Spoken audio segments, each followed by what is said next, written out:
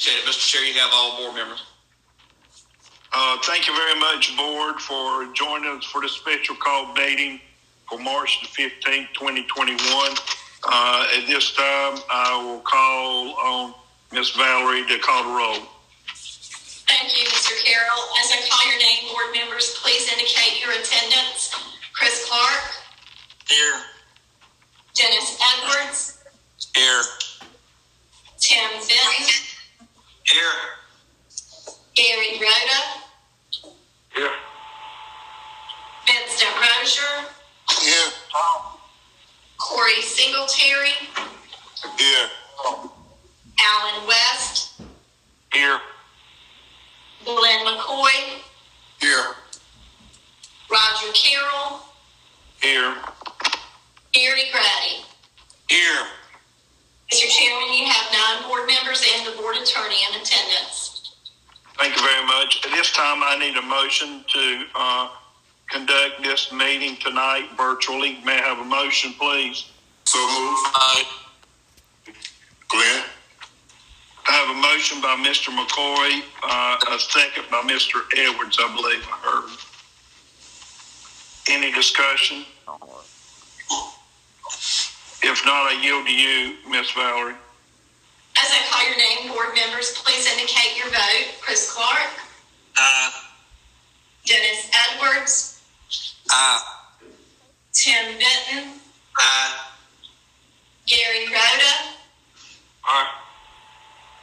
Vincent Rozier. Aye. Corey Singletary. Aye. Alan West. Aye. Glenn McCoy. Aye. Roger Carroll. Mr. Chairman, you have 9 yeses. Thank you very much. At this time, I'd like to ask Mr. West if he'd lead us in our invocation, and followed by if Mr. Edwards would lead us in our Pledge of Allegiance. Thank you, gentlemen, for doing that for us tonight. At this time, I need a motion to adopt tonight's agenda. Motion. I move. Second, Alan. I have a motion by Mr. Edwards and a second by Mr. Alan West. Any discussion or changes? If not, I yield to you, Ms. Valerie. As I call your name, board member, please indicate your vote. Chris Clark. Aye. Dennis Edwards. Aye. Tim Benton. Aye. Gary Rhoda. Aye. Vincent Rozier. Aye. Corey Singletary. Aye. Alan West. Aye. Glenn McCoy. Aye. Roger Carroll. Chairman, you have 9 yeses.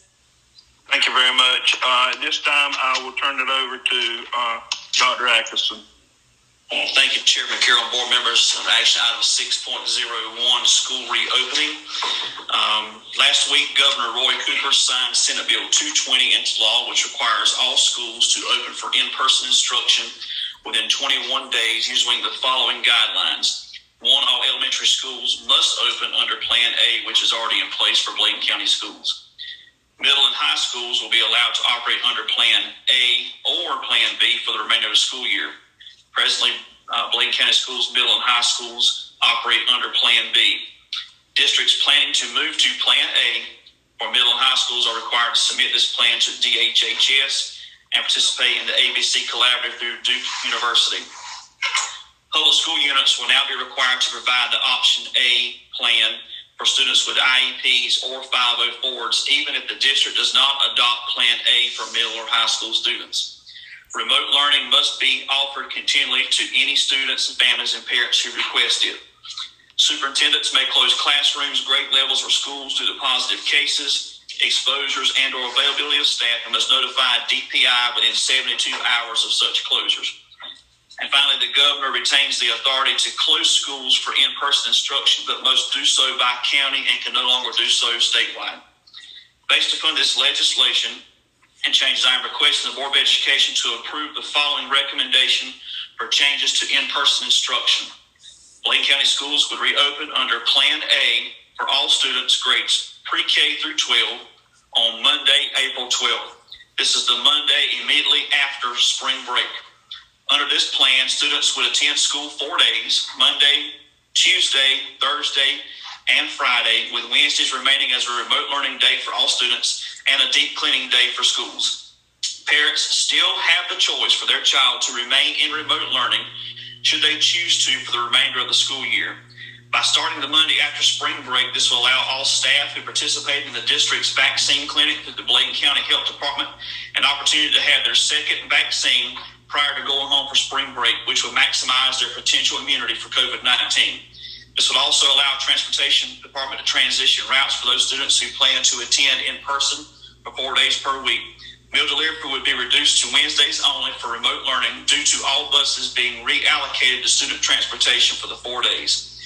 Parents would be allowed an opportunity to contact the school through Friday, March 19th at noon should they wish to change their preference of attendance for their child. So if a child is virtual and the parents want them to attend 4 days, they can contact the school to do so, and vice versa. After that date and time, the choice of attendance will remain in effect for the remainder of the school year, with the exception of the end-of-year state-required testing where remote learning students would report to school, and we'd work through the schedule on that. Our principals and district staff have met together to discuss these options when the pending legislation was announced and are supportive of the plan of Plan A being in attendance 4 days for recommended for approval tonight.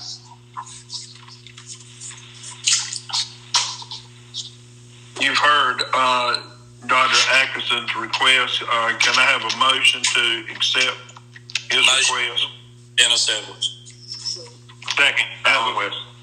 I have a motion by Mr. Dennis Edwards to accept and a second by Mr. Alan West. Any discussion? If no discussion, I'll yield to you, Ms. Valerie. As I call your name, board members, please indicate your vote. Chris Clark. Aye. Dennis Edwards. Aye. Tim Benton. Aye. Gary Rhoda. I have a question before I vote. Okay. Did you say 6 through 12 will be Plan B? Plan A, Mr. Rhoda, that would be starting April the 12th. That's after spring break. That'll be for the last 7 weeks of school. So that means that we have to do that $500,000. Roger, discussion was open. We're voting. Yeah. Mr. Rhoda, the vote's on the table. We should have discussed that during discussion time. I had a mistake with my mute button there. I was trying to say something and I had my mute button on. That may not be an excuse, but that is my excuse. I was trying to get. We do have this problem of being muted and can't say anything though we get mixed up with the mute stuff. And I was asked a question because I didn't understand. I understand it, but I wanted to know if all of us understood it. Yeah, I think, Mr. Rhoda, everybody is going K through 12, Monday, Tuesday, Thursday, Friday, with Wednesday being a virtual day for cleanup. That means we have to plan to this Duke university thing. And Mr. Kerr, if I can address that, and Mr. Rhoda, the Duke University, that is the reporting collaborative. State is actually paying for that cost. They're contracting with Duke University for that. So basically where we've been tracking cases now, it's just to be another system that we put that information in. So that's what the ABC collaborative is through Duke University. That's where we're collecting data now, sharing that with the board and the health department. It'll be another system that we put that in. That's the research that the state's doing on COVID tracking.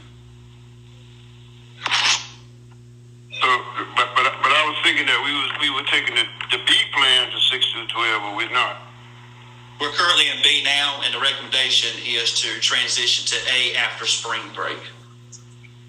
If you're doing B, you're not required to report to that system. School districts do A are required to report to the system. Well, I vote no for it then, because I'm with Plan B for 6-2. Yes, sir. Thank you, sir. Is your vote no?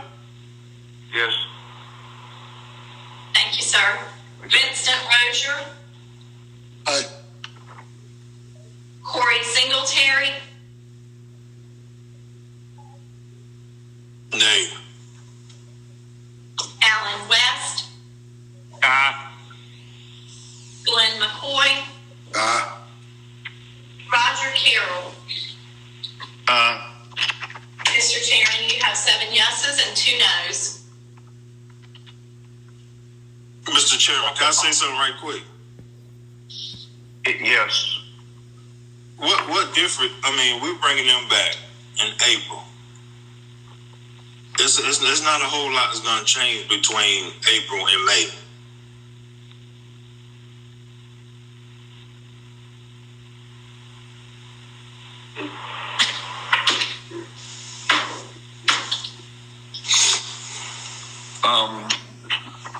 Say that again now. We're bringing the kids back after spring break, probably mid-April, and there's only a month left for those kids. Do we really think that there's something's going to change between mid-May and mid-April and end of May? I think there's a lot. These kids have been neglected for a while. I think they need a lot of person instruction. I support it 100%. I think that we're talking 6 weeks, Mr. Singletary, and I think the 6 weeks plus the week that we do testing, I think the 6 weeks is what it's going to do too, as well as help these kids get back into a routine, because I'm hoping that come August we'll be able to go back 5 days a week when the new school year starts. So I'm hoping this is going to get them into a routine. Plus, those children that are struggling, it'll help get them back in line and help them get refocused, and hopefully it'll help them with their grades. We're talking 6 weeks. That's a pretty good span there. But I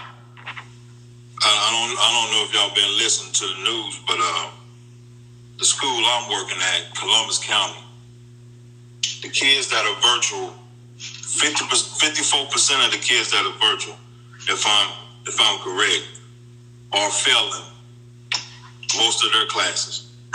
And the kids that are coming to school 4 days a week, 24% of those kids are failing all those classes. But why won't we just prepare for August? I'm even looking into sending my kids back in August. Why don't we just prepare for that instead of trying to bring these kids back for 6 weeks? Well, the good thing about it, Mr. Singletary, is that's totally up to the parents. The parents have that decision to make. They can either send them back or they can keep them virtual. But this way, the parents that want to send their kids back, to feel like that these 6 weeks will help their children, I think it gives them a boost, and it gives them the opportunity to get their children back into school. And can I say something, Roger? Yes, sir. Go. The key reason I approve the plan is because of key point number 5. It gives those parents who have some questions about whether they should come back an option. Number 5 of the key point tells you that we can keep the remote only option for students whose parents request. And that is one of the reasons I could approve this, because the parents still have a choice. Correct. This way we satisfy everybody. But if number 5 was not in that group of points, then I would have a problem. But it is. I mean, don't the parents have a choice in plan B? What's the difference between plan A? What's the difference between plan A and the parents still have a choice to send their kids to school or not versus the plan B? This is the most confusing bill that I've ever read. You want to open the schools up, but you still going 4 days a week, and we still have the option to send our kids to school or not. Plan B, under Plan B, and correct me, Dr. Atkinson, if I'm wrong, Plan B only allowed 5 through 12 to go 2 days a week. They were doing the AABB schedule. This way, at least they're getting 4 days instead of just 2. Can I chime in on that, Roger? Yes. I think Mr. Corey said that people were virtual. Which one was which? Give me the percentage in person. I'm going to pick up on. It was 24%, was it not, Mr. Singletary, virtual, and 23 What did he ask? It was wanting to know your percentages again that you gave out. About 25% of the kids that's going to school. 25%. The kids going to school are filled. What about virtual? What percentage, Mr. Singletary? About 50. That answers my question. I'm fine. Okay.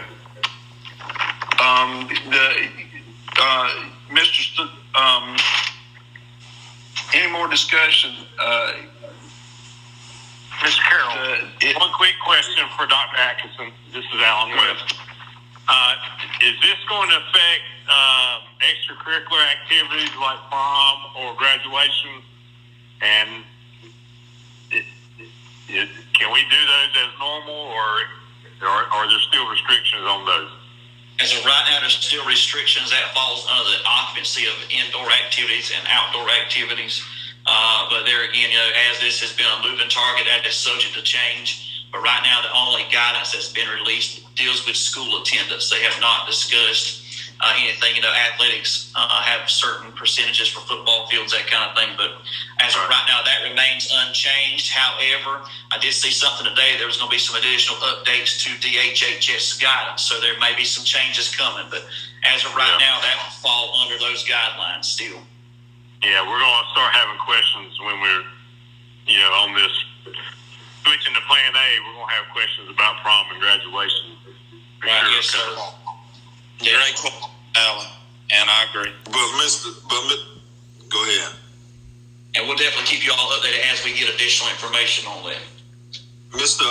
Dr. Atkinson, but you already made a proclamation not to have prom this year anyway, didn't you? The proclamation that went out was at this time we would not have it, but that the district reserved the right to alter that if conditions changed. So we did give ourselves that opportunity if there was change in the guidance that we could go back and look at that. But at the present time, and talk with our high school principals, that we were not able to move forward with prom currently as it would be again. But there again, we had that opportunity if conditions change or as modifications, we could change that.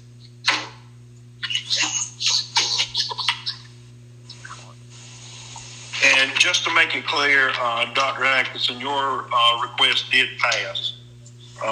So we will be moving forward to the Plan A after spring break.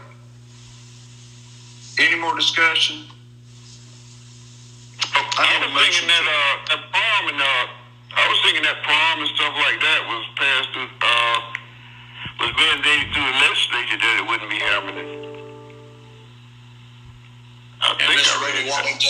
What we've got now because of the prom is that we still have those restrictions on gathering in a location inside. There's different ones for inside, outside. So you're correct. Right now, the only thing that had changed was public school attendance, but we still are following those guidelines unless there's a change from a governor's executive order or, like you said, the legislature makes a change. But that's the current guidelines now prohibiting that. That's what I was thinking.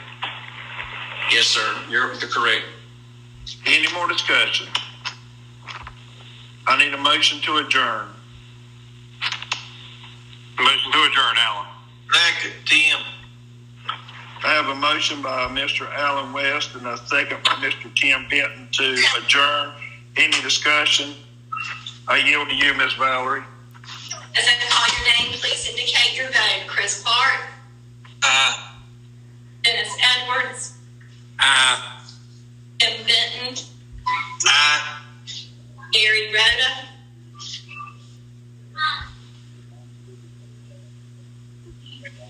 Rhoda, Vincent Rozier, Aye. Corey Singletary, Aye. Alan West, Aye. Glenn McCoy, Aye. Roger Carroll. Chairman, you have Please eight remember, yeses. thank you, please remember all our children, faculty, and staff as they go out to spring break. I don't think we'll meet again. Until then, keep them in your prayers, and we are adjourned.